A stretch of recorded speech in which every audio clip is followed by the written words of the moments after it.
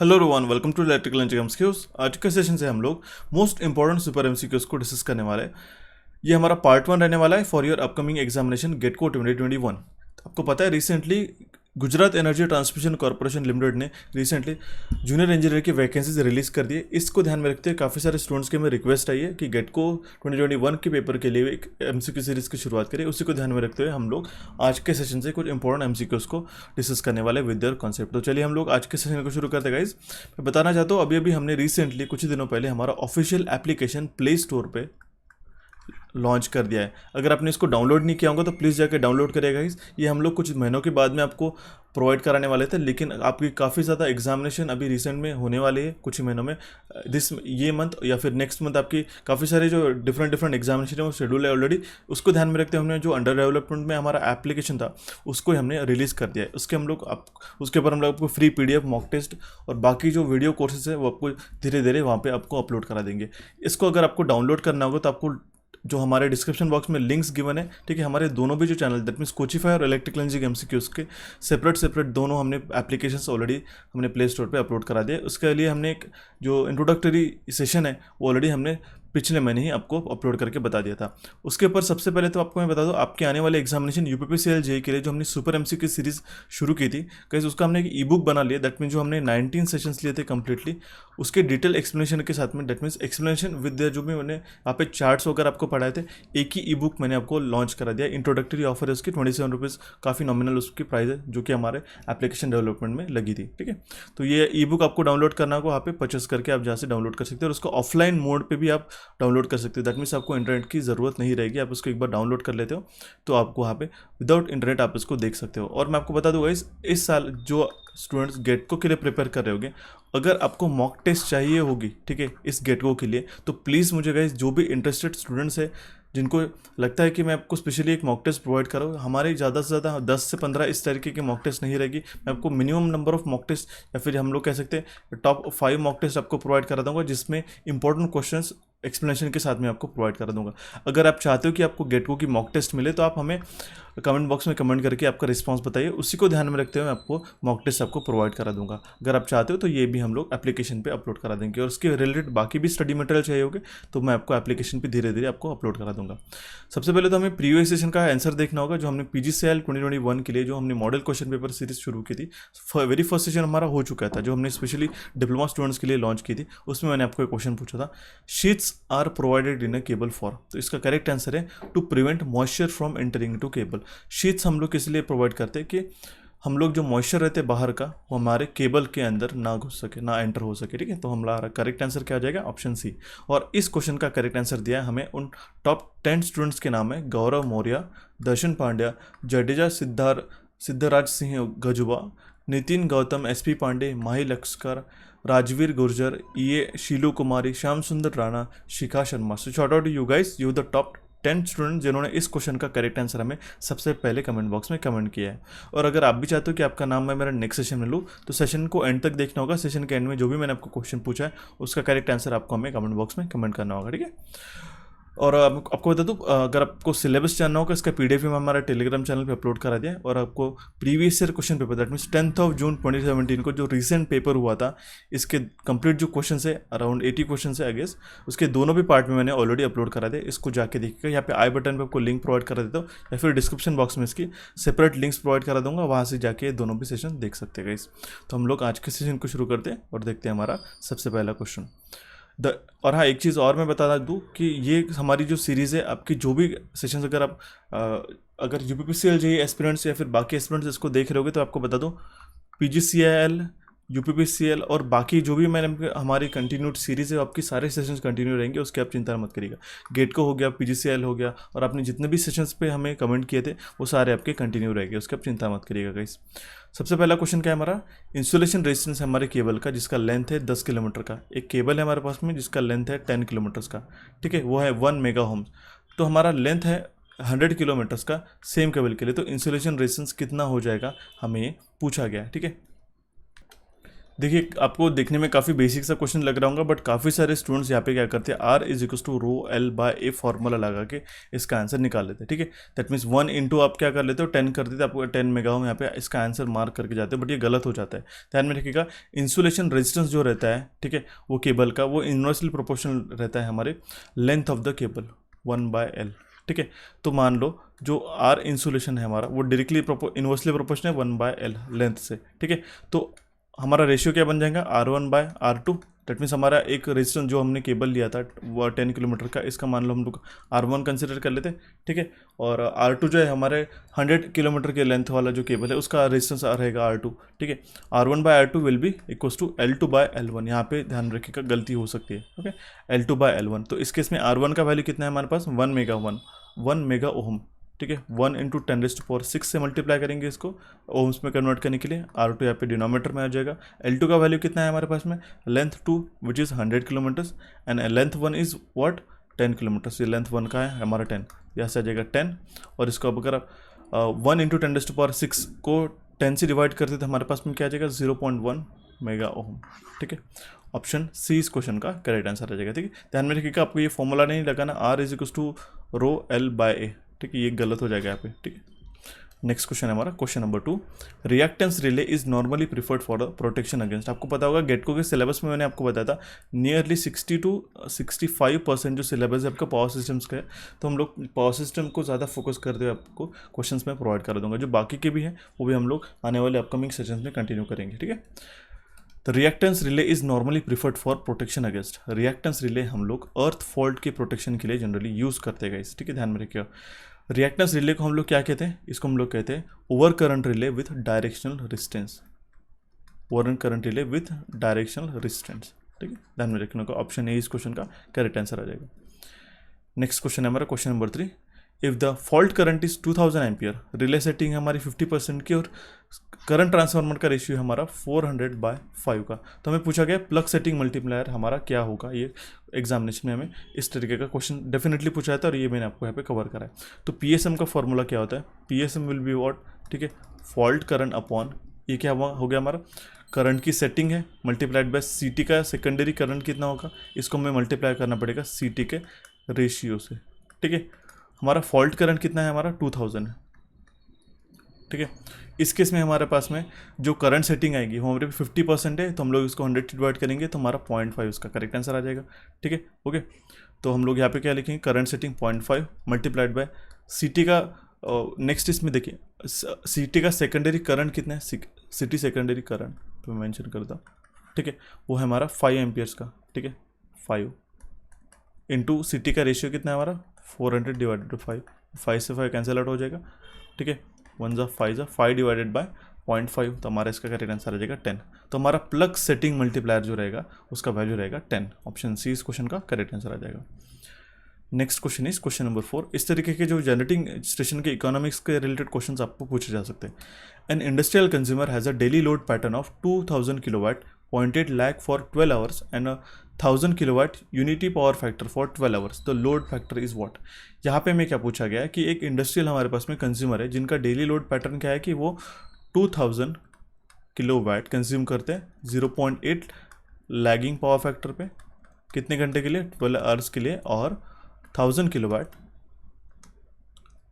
ठीक है वो कितने यूनिटी पावर फैक्टर के लिए 12 आवर्स के लिए यूटिलाइज करते हैं। तो उनका लोड फैक्टर क्या हो जाएगा हमें कुछ पूछा गया है। तो कि लोड फैक्टर का आपको फॉर्मूला इससे पहले पता होना चाहिए, वो होता है हमारा average load upon maximum demand. तो एवरेज लोड हमें फाइंड आउट करना पड़ेगा। तो एवरेज लोड हमारा एक दिन में कितने आवर्स रहते हैं 24 आवर्स रहते हैं। तो एवरेज लोड हम लोग कैसे निकालेंगे, वो रहेगा हमारा 2000 किलोवाट यूज़ करते कितने पावर फैक्टर कितने घंटे के लिए 12 प्लस हमारे पास में 1000 यूज़ करते हैं इंटू 12 डिवाइडेड बाई 24 करेंगे तो ये आ जाएगा हमारा एवरेज लोड। तो इसका वैल्यू आता है अराउंड 1500 किलो वाट। ठीक है, 1500 किलो वाट हमारा एवरेज लोड हो गया। तो मैक्सिमम डिमांड हमारे पास में कितना है, ठीक है देखिए मैक्सिमम डिमांड यही से हम लोग कंसिडर कर सकते हैं क्योंकि हमारा डेली लोड पैटर्न में मैक्सिमम कितना वो कंज्यूम कर रहे हैं 2000 किलोवाट। तो हमारा मैक्सिमम डिमांड कितना हो जाएगा 2000 किलोवाट। ठीक है, तो हम लोग यहाँ पे एवरेज लोड कितना आया 1500 अपॉन मैक्सिमम डिमांड कितना है 2000। ओके, तो हमारा कितना आ जाएगा इसका, ये आ जाएगा इसमें 3/4 इसका वैल्यू आ जाएगा, ठीक है। तो 3/4 का वैल्यू आता है 0.75। तो ऑप्शन सी इसको बी इस क्वेश्चन का करेक्ट आंसर आ गया। ये देखिए 2.0 तो ये गलत हो जाएगा। ये आप लोग कह सकते हैं कि डाइवर्सिटी फैक्टर का जो रेशियो है ऑलवेज ग्रेटर देन 1 रहता है, तो वो उस केस में ये आंसर आ सकता है, बट ऑप्शन डी तो यहाँ पे इनकरेक्ट ही आ जाएगा, ठीक है। ऑप्शन बी इस क्वेश्चन का करेक्ट आंसर था। Next question is question number 5। Bundle conductors are used in a transmission lines. The effective capacitance and inductance will respectively what? Bundle conductors हम लोग जनरली ट्रांसमिशन सिस्टम्स में use करते हैं। तो इसका इफेक्टिव कैपेसिटेंस और inductance क्या हो जाता है उसके कारण, वो देखिए इफेक्टिव कैपेसिटेंस हमारा इंक्रीज हो जाता है और इफेक्टिव इंडक्टेंस हमारा डिक्रीज हो जाता है। ऑप्शन बी इस क्वेश्चन का करेक्ट आंसर आ जाएगा। देखिए इस तरीके के बंडल कंडक्टर्स आपने ट्रांसमिशन सिस्टम्स में देखे होंगे, ट्रांसमिशन लाइंस में, ठीक है। अगर हम लोग ये यूज़ करते हैं तो हमारा कैपेसिटेंस हमारा इंक्रीज हो जाता है और इंडक्टेंस हमारा डिक्रीज हो जाता है, ठीक है। और सो दैट देखिए, और इसका सर्ज इंपेडेंस भी आपको पता होना चाहिए। ZC हम लोग किस तरीके से डिफाइन करते हैं, L/C, ठीक है, इंपॉर्टेंट है। इसका जो इफेक्टिव इंडक्टेंस है वो डिक्रीज हो जाता है, ये बात ध्यान में रखनी होगी, ओके। ऑप्शन बी इस क्वेश्चन का करेक्ट आंसर आ जाएगा। नेक्स्ट क्वेश्चन है हमारा question number 6। The corona loss are minimized when, ठीक है। कोरोना लॉसेस हमारे कब मिनिमाइज होते हैं, ठीक है, जब हम लोग स्मूथ कंडक्टर यूज़ करते हैं। कंडक्टर साइज इज रिड्यूस, ये नहीं हो जाएगा। Sharp points are provided in the line hardware, नहीं। Current density in a conductor is reduce, नहीं। जब हम लोग स्मूथ कंडक्टर यूज़ करते हैं तब हमारा कोरोना लॉसेस रिड्यूस हो जाता है। और अगर आपको जानना होगा कि कोरोना लॉसेस क्या होते हैं ट्रांसमिशन सिस्टम में, इसके लिए मैंने 5 से 10 मिनट का एक सेशन ऑलरेडी चैनल पे अपलोड किया है। इसके अगर आपको लिंक चाहते हो और कोई इंटरेस्टेड स्टूडेंट होगा तो आप मुझे कमेंट बॉक्स में कमेंट करिएगा, या फिर डिस्क्रिप्शन बॉक्स में इसके लिंक प्रोवाइड करा दूंगा। ये काफ़ी इंटरेस्टिंग सा टॉपिक है, उसमें सारे मैथमेटिकल रिलेशंस मैंने वहाँ पे आपको बताया, ठीक है। कोरोना लॉसेस को मिनिमाइज करने के लिए आपके पास डिफरेंट मेथड्स होती है, जैसे कि हम लोग स्मूथ कंडक्टर यूज़ करते हैं, वन ऑफ द मेथड है। बंडलिंग कर सकते हैं कंडक्टर्स का हम लोग। Large distance between conductors, distance अगर हम लोग कंडक्टर्स के बीच का बढ़ाते हैं या फिर उसका डायमीटर अगर हम लोग बढ़ाते हैं तो भी हम लोग कोरोना लॉसेस को मिनिमाइज कर सकते हैं, कम कर सकते हैं, ठीक है। नेक्स्ट क्वेश्चन है हमारा क्वेश्चन नंबर 7। फेराइड्स हैव, फेराइड्स को जो देखिए फेराइड्स क्या रहते हैं, अगर अपने इलेक्ट्रॉनिक कोई कंपोनेंट ओपन किया होगा तो इसने अपने यहाँ पे कुछ इस तरीके से ब्लैक कलर के, ठीक है, जिसके ऊपर वाइंडिंग्स बाउंड रहती है, इस तरीके के कोर देखे होंगे, तो वो रहते हैं हमारे फेराइड कोर। तो उसका एडी करंट लॉसेस हमारा कम रहता है, ठीक है। ये हमारा सिरेमिक टाइप ऑफ मटेरियल रहता है, ठीक है, जो कि हम लोग इलेक्ट्रॉनिक डिवाइसेस में यूज़ करते हैं। ये देखिए ये क्या रहता है, फेराइड जो है इसका प्रॉपर्टी आपको पूछा जा सकता है मटेरियल्स में, हालांकि इसका सिलेबस में मेंशन है तो मैं बता देता हूँ। फेराइड्स हमारा हार्ड रहता है और ये हमारा ब्रिटल रहता है, सिरेमिक टाइप ऑफ मटेरियल रहता है, ठीक है। नेक्स्ट क्वेश्चन है हमारा question number 8। In a centre tap full wave rectifier 100 volt is peak voltage between the centre tap and one end of the secondary. एक सेंटर टैप और secondary के बीच का जो वोल्टेज है हमारा वो है हमारा 100 वोल्ट, ठीक है, ओके, इस तरीके से। तो हमें पूछा गया कि मैक्सिमम वोल्टेज कितना रहेगा रिवर्स बायस डायोड पे, ठीक है। रिवर्स बायस डायोड पे हमारा मैक्सिमम वोल्टेज कितना रहेगा, ये कोई भी पोजीशन हो सकता है, जैसे मैंने आपको आर्बिट्रली बता दिया अभी, ठीक है। तो वो कितना हो सकता है, देखिए reverse bias, maximum reverse bias voltage को हम लोग क्या कहते हैं, पीक इनवर्स वोल्टेज, PIV जिसको हम लोग कहते हैं। और सेंटर टैप ट्रांसफार्मर्स के लिए, सेंटर टैप ट्रांसफार्मर के लिए PIV का वैल्यू कितना रहता है, PIV का वैल्यू रहता है हमारा 2 टाइम्स ऑफ VM, ठीक है। VM क्या हो गया हमारा मैक्सिमम वैल्यू, 2 मल्टीप्लाइड बाय हम लोग 100 से मल्टीप्लाई कर देंगे इसको, फिर तो हमारा वैल्यू आ जाएगा 200 volt will be the maximum voltage which is peak inverse voltage, जो कि हमारा रिवर्स बायस डायोड के अक्रॉस में रहेगा, ठीक है। नेक्स्ट क्वेश्चन है हमारा question number 9। Which of the following helps in selecting the size and the number of generating units और the preparation of the operating schedule of a power station, ठीक है। इसमें से power factor, average load, load curve या फिर impedance of transmission line में से कौन सा ऐसा फैक्टर है जो कि हमें बताता है कि साइज और नंबर ऑफ जनरेटिंग यूनिट्स कितने रहेंगे, ठीक है, अगर हम लोग ऑपरेटिंग शेड्यूल प्रिपेयर करते हैं हमारे पावर स्टेशन के लिए, तो उसको हम लोग कहते हैं लोड कर्व का। लोड कर्व हमें बताता है कि बेस लोड और पीक लोड पे देखिए विथ रिस्पेक्टिव टाइम हमारा कितना मेगावाट हम लोग कंज्यूम कर रहे हैं, ठीक है, ये हमें बताता है। तो ये हो जाता है हमारा लोड कर्व। ऑप्शन सी इस क्वेश्चन का करेक्ट आंसर आ जाएगा, ठीक है। नेक्स्ट क्वेश्चन है हमारा question number 10। To protect the thyristors from a high DVDT dash is used in a dash with the thyristor. High DVDT को हम लोग प्रिवेंट करते हैं। देखिए इसके कारण होता है कि ये फॉल्स टर्न ऑन हो जाता है हमारा, ठीक है। हमारा SCR जो है सिलिकॉन कंट्रोल रेक्टिफायर जिसको हम लोग कहते हैं, ये हमारा फॉल्स टर्न ऑन हो जाता है इवन विदाउट गेट सिग्नल, ठीक है। हमारा ये देखिए SCR का कुछ इस तरीके से सिंबल है, ये हमारा गेट सिग्नल हो जाता है, ठीक है। तो अगर हम यहाँ पे गेट पल्स भी नहीं देते तो high rise of DVDT voltage के कारण ये हमारा टर्न ऑन हो सकता है, एज अ स्विच करके काम कर सकता है, ठीक है। तो ये हम लोग नहीं चाहते, तो इसी के लिए हम लोग जो इसको प्रोटेक्शन के लिए हम लोग एक RC which is resistance and capacitor का एक सीरीज कॉम्बिनेशन इसके पैरेलल के अक्रॉस में हम लोग लगा देते हैं, ठीक है। तो इसका करेक्ट आंसर क्या आ जाएगा फिर, to protect the thyristor from high DVDT हम लोग क्या कहते हैं, एक सीरीज ऑफ RC कॉम्बिनेशन उसके पैरेलल में कनेक्ट कर देते हैं। Option A will be correct answer in this case. The next question is question number 11। The annual load factor of a power station is 40%. Its maximum demand is 100 megawatt. Determine the energy generated in a year. Energy generated in a year हमें question में पूछा गया है, ठीक है। तो annual load factor हमारा कितना है, 40% का वैल्यू गिवन है, ओके।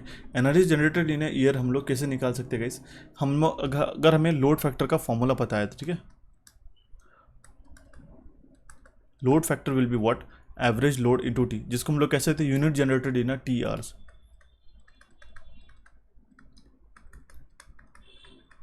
डिवाइडेड बाय हम लोग क्या करेंगे, maximum demand into T, okay. तो हमारे पास में जो लोड फैक्टर है, एनुअल लोड फैक्टर है, साल का एनुअल लोड फैक्टर है हमारा 0.4, ठीक है। यूनिट जनरेटेड इन ईयर हमें पूछा गया, ये हमारा टर्म रहेगा, ठीक है। आई विल हाईलाइट दिस, ये हमें फाइंड आउट करना है, ओके। और हमारे पास में मैक्सिमम डिमांड इनटू हम टाइम से मल्टीप्लाई करते हैं तो सो दैट हमें unit generated in T hours निकाल सकते हैं। तो मैक्सिमम डिमांड है हमारे पास में 100, ठीक है, okay, multiplied by T hours, तो 365 डेज रहते हैं हमारे ईयर्स में, और हमारे पास कितना टाइम रहता है एक दिन में, 24 आवर्स। तो 365 इंटू 24 ये काफ़ी कॉमन से, ये वैल्यू ध्यान में रखिएगा, 8760 होता है, ठीक है। तो 8760 मल्टीप्लाइड बाय 100 मल्टीप्लाइड का बाय हम लोग 0.4 करते तो हमें यूनिट्स का पता लग जाएगा, ठीक है। तो इसका करेक्ट आंसर क्या आ जाएगा, ठीक है, 100 इंटू 4 विल बी 40 इंटू 8760, ये डायरेक्टली वैल्यूज यहाँ पे गिवन है, सो दैट कैलकुलेशन ईजी हो सके आपको एग्जामिनेशन में। तो ऑप्शन बी इस क्वेश्चन का करेक्ट आंसर रहेगा। देखिए 365 यहाँ पे सिर्फ डेज से मल्टीप्लाई नहीं करना है हमें, तो यहाँ पे इसको आवर से भी मल्टीप्लाई करना है, ठीक है। तो ऑप्शन बी इसका करेक्ट आंसर है। अ DC generator delivers 30 amperes at a 120 volts and it is driven by mechanical energy at a rate of 4000 joules per second. Determine the percentage efficiency of the generator. ठीक है, power system से related question से मैंने इसलिए यहाँ पे mention किया। आपको पता होगा guys 1 watt will be what, 1 joule per second, ठीक है। 1 watt will be equals to 1 joule per second. So a DC generator delivers 30 amperes at a 120 volts, ये हमें 30 एम्पेयर डिलीवर करता है कितने वोल्ट्स पे, 120 वोल्ट्स पे, ओके। तो इनपुट मैकेनिकल एनर्जी हमारे पास कितना है, 4000 वाट्स है, ओके। तो आउटपुट ऑफ DC जनरेटर कितना हो जाएगा, 30 into 120 will be equals to 3600 watt, correct. 3600 watt हमारा इसका करेक्ट यहाँ पे वैल्यू आ जाएगा। आउटपुट हमारे पास में इनपुट कितना है, ठीक है, input it is driven by the mechanical energy, that means input का हम लोग कितना दे रहे हैं, 4000, ठीक है। तो एफिशिएंसी हमारा क्या हो जाएगा, आउटपुट बाय इनपुट, ठीक है। आउटपुट हमारा कितना है, 3600 डिवाइडेड बाय हमारा 4000, ठीक है। ये 0 से 0 कैंसिल, 4 9 ज़ा 4 10 ज़ा, तो 9/10 दैट मीन्स 90% एफिशिएंसी इसका करेक्ट आंसर आ जाएगा। Option C will be correct answer in this case, ठीक है। देखते हैं हमारा next question, question number 13। In a coal fired thermal power station what are the electrostatic precipitators are used for. Coal fired thermal power station में electrostatic precipitator का एक काफ़ी बेहतरीन इस्तेमाल होता है गाइस, जिसके कारण हम लोग जो डस्ट पार्टिकल्स रहते हैं फ्लू गैसेस के बाद में, जब हमारा बॉयलर के बाद, ठीक है, ये low pressure high pressure turbines के बाद में जो हमारे फ्लू गैसेस रहते हैं, जिसको चिमनी के द्वारा हम लोग एटमॉस्फेयर में रिलीज़ करते हैं, ठीक है, जो फ्लू गैसेस रहते हैं आफ्टर कंप्लीटली यूटिलाइजेशन, तो इसके अंदर जो डस्ट पार्टिकल्स रहते हैं, ठीक है, एटमॉस्फेयर में ना फैले, इसलिए हम लोग उसको इलेक्ट्रोस्टैटिक प्रेसिपिटेटर के द्वारा हम लोग इसको कलेक्ट करते हैं, ठीक है, सो दैट इसको बायो वेस्ट मटेरियल में हम लोग इसको डिस्पोज कर सके, ठीक है। तो ये कुछ इस तरीके से इलेक्ट्रोस्टैटिक प्रेसिपिटेटर हम लोग यूज़ करते हैं, जिसके कारण हम लोग डस्ट पार्टिकल जो रहते हैं फ्लू गैसेस के द्वारा फैलाए गए, वो हम लोग इसको कवर अप कर सकते हैं, उसको कलेक्ट कर सकते हैं, ठीक है। Next question is question number 14। In a power system the maximum number of buses are, power systems के अंदर जो मैक्सिमम नंबर ऑफ बसेस कितने रहते हैं, ठीक है, मैक्सिमम नंबर ऑफ बसेस कौन से रहते हैं, पीवी बस रहता है, स्लैक बस या फिर पीक्यू बस। तो जनरली जो रहता है जो पावर सिस्टम में हमारे मैक्सिमम नंबर ऑफ बसेस रहते हैं हमारे पीक्यू बस, जिसको हम लोग कहते हैं लोड बसेस। ऑप्शन सी इस क्वेश्चन का करेक्ट आंसर आ गया। आपको 3 बसेस आपको जनरली ध्यान में रखना होगा। सबसे पहला था हमारा लोड बस या फिर उसको हम लोग कहते हैं पीक्यू बस। ये मैक्सिमम नंबर ऑफ बसेस रहते हैं हमारे पावर सिस्टम में। तो इसमें स्पेसिफाइड वेरिएबल्स रहते हैं P R Q and unspecified variables रहते हैं हमारे वी और डेल, ठीक है, वी एंड डेल, और नहीं V and del. Known quantities कौन सी है हमारे पास में, पी क्यू है, that means active power and reactive power हमारे पास गिवन है। जो वी है हमारे पास में, ठीक है, मॉड ऑफ वी जो वोल्टेज एट बस है ये, और हमें डेल, डेल क्या होता है हमारा लोड एंगल, ये हमें अनस्पेसिफाइड रहता है लोड बस के कंडीशन में। नेक्स्ट रहता है हमारा जनरेटर बस या फिर हम लोग इसको कह सकते हैं वोल्टेज कंट्रोल बस या फिर हम लोग कहते हैं पीवी बस। इसमें हमारे उसमें गिवन कौन सी रहती है, पीवी वैल्यूज गिवन रहती है, और Q that means reactive power और लोड एंगल हमें फाइंड आउट करना रहता है। स्टैक बस, रेफरेंस बस या फिर जिसको हम लोग कहते हैं स्विंग बस, जिसमें हमारे पास में वैल्यूज कौन सी गिवन रहती है, V and del, that means voltage at a bus and del that means load angle, और हमें पी एंड क्यू का वैल्यू सबको पता रहना रहता है। ये ऐसा कॉमन सा क्वेश्चन आपको पूछा जा सकता है इस साल। ऑप्शन सी इस क्वेश्चन का करेक्ट आंसर आ जाएगा। Then the next question is question number 15. In a circuit breaker, the time duration from the instant of the fault to the extension of the arc is not. ठीक है, time duration हमारा क्या होता है, ठीक है, यहाँ पे आर्क हुई मान लो इस टाइम पे, ठीक है, T1 पे, और हमारा जो एक्सटेंशन है आर्क का, ठीक है, जो बुझ जाना होता है इस T2 टाइम पे हुआ था। इस कंप्लीटली टाइम को क्या कहते हैं, इसको हम लोग कहते हैं टोटल क्लियरिंग टाइम। इस टोटल क्लियरिंग टाइम में हमारे पास में रिलेइंग टाइप रहता है, ठीक है, ब्रेकर ओपनिंग टाइम रहता है, और आर्किंग टाइम भी हमारा इस केस में रहता है, ठीक है। तो रिलेइंग टाइम जो क्या रहता है हमारा, ठीक है, जब हमारा फॉल्ट ऑकर होता है सिस्टम में, तो ये क्या करता है हमारा, फर्स्टली ये सेंस करता है हमारा रिले, ठीक है, रिले सेंस करता है, ठीक है, और इस सर्किट ब्रेकर को हमें इन्फॉर्म करता है। तो जहाँ से टाइम स्टार्ट होता है जब हमारा रिले सेंस करता है फॉल्ट को, और जब तक वो ट्रिप करता है हमारी क्लोजिंग को, ठीक है, या फिर सर्किट ब्रेकर जब तक ट्रिप करता है उसको हम लोग कहते हैं, ठीक है, रिलेइंग टाइम, या फिर हम लोग उसको कहते हैं ट्रिपिंग डिले। और उसके बाद में हमारे उसमें कौन सा आता है, ब्रेकर ओपनिंग टाइम, ठीक है, ये हमारा स्टार्ट होता है जब हमारा सर्किट ब्रेकर क्लोज होता है ट्रिप सर्किट पे, और वो ओपन होता है हमारा सर्किट ब्रेकर कॉन्टैक्ट, ठीक है। That means the time start from closing of the circuit breaker trip circuit to the opening of the circuit breaker contact. जब हमारे सर्किट ब्रेकर, ठीक है, सर्किट ब्रेकर ट्रिप होना मतलब इसको सेंस किया इस रिले ने, सर्किट ब्रेकर हमारा ट्रिप हो गया, और इसके जो कॉन्टैक्ट से हमारा ओपन हो गया, इस टाइम को कहते हैं ब्रेकर ओपनिंग टाइम। कितने टाइम में जो हमारा सर्किट ब्रेकर है, ठीक है, ये ओपन हो रहा है फट से। और उसके बाद आता है हमारा आर्किंग टाइम। ये टाइम ऐसा रहता है कि जब हमारा टाइम स्टार्ट होता है ये हमारे कॉन्टैक्ट ओपन होते हैं, ठीक है, और सर्किट ब्रेकर पे, ठीक है, इसके कारण ओपनिंग के बाद, सडन ओपनिंग के बाद इसमें आर्क प्रोड्यूस होती है। ये आर्क जब से प्रोड्यूस होती है और जब तक वो क्लियर होती है उस टाइम को हम लोग कहते हैं आर्किंग टाइम, ठीक है। 80 हम लोग यहाँ पे मेंशन करते हैं। इन तीनों टाइम को मिलाते हैं हम लोग टोटल क्लियरिंग टाइम इसको कह सकते हैं। इंपॉर्टेंट है, ध्यान में रखना होगा, ठीक है। Option A will be correct answer in this case. What conductors are mostly preferred for a modern overhead transmission systems के लिए, मॉडर्न ओवरहेड ट्रांसमिशन लाइंस के लिए हम लोग कौन से जनरली जो कंडक्टर्स है यूज़ करते हैं, कॉपर के, एल्यूमिनियम कंडक्टर, स्टील रिइंफोर्स्ड जिसको हम लोग ACSR कहते हैं, एल्यूमिनियम या फिर गैल्वेनाइज स्टील। तो ध्यान में रखने का ACSR conductors are generally use for modern overhead transmission lines, ठीक है। तो इसको अगर कैलकुलेट करने के लिए आपका एक फॉर्मूला भी आता है। जनरली जो नंबर ऑफ स्टैंड्स है ये भी आपको एग्जामिनेशन में काफ़ी बार पूछे जाते हैं, थोड़ा सा ट्रिकी हो जाता है, बट आपको मैं बता देता हूँ। अगर हमें कोई भी टोटल नंबर, देखिए ये हमारा कितना लेयर है, ये हमारा 2 लेयर है, ये हमारा कितना हो गया 3 लेयर, ये फर्स्ट लेयर होगी, सेकंड, थर्ड लेयर। इसमें नंबर ऑफ कंडक्टर्स कितने आ जाएंगे ये आप काउंट थोड़ी करते बैठोगे। इसके लिए सिंपली एक फॉर्मूला रहता है, n = 3x² - 3x + 1, ठीक है। ये x क्या होगी, ये होगी हमारी लेयर, ठीक है, जितना लेयर लगेगा। यहाँ पे मान लो 3 लेयर्स है तो आप यहाँ पे काउंट कर सकते हैं। 3 × 3² विल बी 9 - 3 × 3 9 + 1, ठीक है। तो 3 × 9 27 - 9 18 + 1 19। आप काउंट कर सकते हैं, देखिए 1 2 3 4 5 6 7 8 9 10 11 12 13 14 15 16 17 18 19, ठीक है। आगे हमारा 19, दैट मीन्स इसमें टोटल नंबर ऑफ स्टैंड्स कितने हैं 19 है। और हमें इसका डायमीटर कितना है वो भी कैलकुलेट करने के लिए फॉर्मूला रहता है, वो रहता है हमारा D = 2x - 1 × d। ध्यान में रखना होगा, ओके। स्मॉल d क्या है हमारा, ये d है हमारा small diameter of small conductors. तो ये कुछ फॉर्मूलाज और ये आपको ध्यान में रखना होगा। जनरली हम लोग ACSR कंडक्टर को यूज़ करते हैं। नेक्स्ट क्वेश्चन हो जाएगा हमारा question number 17। Which of the following is not a peak load power plant. इसमें से जो हमारे पास पावर प्लांट्स गिवन है डिफरेंट, इसमें से कौन सा पीक लोड प्लांट नहीं है, तो वो है हमारा डीजल जनरेटर, ओके, ठीक है। विच of the following is a peak load plant, यहाँ पे इस चाहिए था, नॉट नहीं चाहिए था, ठीक है। ये जिस तरीके से ऑप्शन भी गिवन है, क्योंकि यहाँ पे nuclear power plant, thermal power plant और hydroelectric power plant, these are the base load power plants, ठीक है, जो कंटिन्यूसली रन होते हैं। और पीक लोड पावर प्लांट के अंदर हमारा आता है डीजल जनरेटर, तो ध्यान में रखिएगा, diesel generator is a type off peak load power plant. तो ऑप्शन सी इस क्वेश्चन का करेक्ट आंसर आ जाएगा। और पीक लोड प्लांट्स में आपको ध्यान में रखना होगा gas plants, solar power plants, wind turbines, diesel generator and storage type of hydro plants ये हमारे पीक लोड प्लांट्स के अंदर आता है, ठीक है। सोलर थर्मल विद स्टोरेज हमारा बेस लोड में आता है, और सोलर प्लांट्स जो है हमारे पीक लोड पावर प्लांट्स में आते हैं, ठीक है।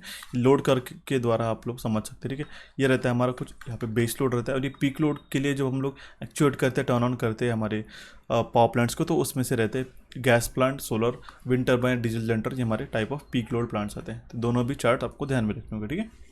तो the next question is question number 18, impulse ratio is calculated for which of the following. Impulse ratio हम लोग किसके लिए कैलकुलेट करते हैं? इम्पल्स रेशियो मेनली हम लोग लाइटनिंग एरेक्सिस के लिए ध्यान में कैलकुलेट करते हैं। तो ऑप्शन डी इस क्वेश्चन का करेक्ट आंसर है, ठीक है।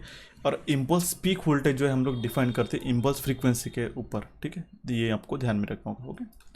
नेक्स्ट क्वेश्चन है हमारा question number 19, the surge impedance of a 400 kilometre long over a transmission line is 400 ohms, for a 200 kilometre length the same line the surge impedance will be what. आपको पता होना चाहिए कि सर्ज इम्पीडेंस जो रहता है ZS, जिसको हम लोग निकालते हैं, वो रहता है डिपेंडेंट L और C पे, ठीक है। तो ये लाइन लेंथ पे डिपेंड नहीं करते, तो 200 किलोमीटर्स पे भी जो सर्ज इम्पीडेंस लोडिंग रहेगा वो रहेगा हमारा 400 ओम्स, ठीक है।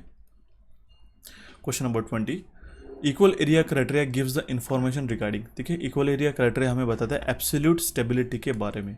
ऑप्शन बी इस क्वेश्चन का करेक्ट आंसर रहेगा। देखिए ये इक्वल एरिया क्राइटेरिया हमारा मेनली जो ट्रांजिट एनालिसिस है हमारा, ठीक है, ट्रांजिएंट एनालिसिस है, इसके रिगार्डिंग हमें ग्राफिकल मेथड के द्वारा हमें ये इसकी स्टेबिलिटी बताता है, ठीक है। इस इक्वल एरिया क्राइटेरिया में A1 is equal to A थी, इसके कुछ डिफरेंट लाइक इक्वेशंस है, सैम्पल्स है, मैं आपको बता दूंगा आगे आने वाले सेशंस में। तो ध्यान में रखने को, equal area criteria gives the information regarding the absolute stability. Option B इस क्वेश्चन का करेक्ट आंसर है। तो ये थे गाइस कुछ basic 20 important questions for your GATE को एग्जामिनेशन। हमने पार्ट 1 में कुछ इंपॉर्टेंट क्वेश्चंस कवर करा है, पार्ट 2 से अब हम लोग डिफरेंट जो टॉपिक्स है आपके उससे रिलेटेड क्वेश्चंस कवर अप करेंगे। नेक्स्ट सेशन के लिए मैं आपको क्वेश्चन छोड़ के जा रहा हूँ, क्वेश्चन का करेक्ट आंसर आपको हमें कमेंट बॉक्स में कमेंट करना होगा। और गाइस मैं आपको बता दूँ, अगर आपने अभी तक हमारे जो एप्लीकेशन है उसको डाउनलोड नहीं किया होगा तो उसको डाउनलोड करके रख दे, उसके ऊपर मैं आपको फटाफट से जो बाकी के PDFs है और बाकी मटेरियल्स है वो आपको अपलोड करा दूंगा। दोनों भी चैनल्स के जो आपके हमारे एप्लीकेशन है उसके आप टेलीग्राम यहाँ पे जो डिस्क्रिप्शन बॉक्स में लिंक्स गिवन है वहाँ से आप इसको डाउनलोड कर सकते हो। सो आशा करता हूँ गाइस आपको आज का सेशन पसंद आया होगा। इस सेशन को आपके दोस्तों के साथ शेयर करेगा। कोई भी दिक्कत आती है तो हमें कमेंट बॉक्स में कमेंट करेगा। आप हमारे चैनल इलेक्ट्रिकल इंजीनियरिंग MCQs और कोचिफाई को यहाँ पे आप क्लिक करके सब्सक्राइब कर सकते हो। गेट को का जो प्रीवियस ईयर क्वेश्चन पेपर है यहाँ पे आप क्लिक करके देख सकते हो। So guys thanks for watching this session, have a nice day.